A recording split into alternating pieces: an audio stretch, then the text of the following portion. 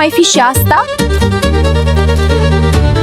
Pleacă de aici, mamă, nu ești în stare să prinzi o găină, abia te miști. O să o prind eu. Nu te mai băga, trebuia de mult să plec să mă văd cu fetele, dar tu mă ții aici cu găina ta. Nu te supăra, draga mea.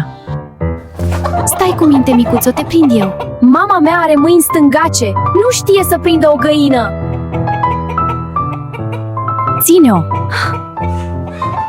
Ești o mamă minunată pe care oricine și-ar dori să o aibă. Prețuiește-ți mama și iubește-o acum, cât încă o ai lângă tine. Vei regreta mai târziu că nu ai făcut-o. Stai, te pot ajuta cu ceva? Îmi doresc un buchet imens de la Lele. La mulți ani, mamă! Ți-am adus la Lele preferatele tale. Mai ții minte când mă luai în brațe și îmi spuneai că totul va fi bine? Mă sunai doar ca să mă întreb dacă am mâncat.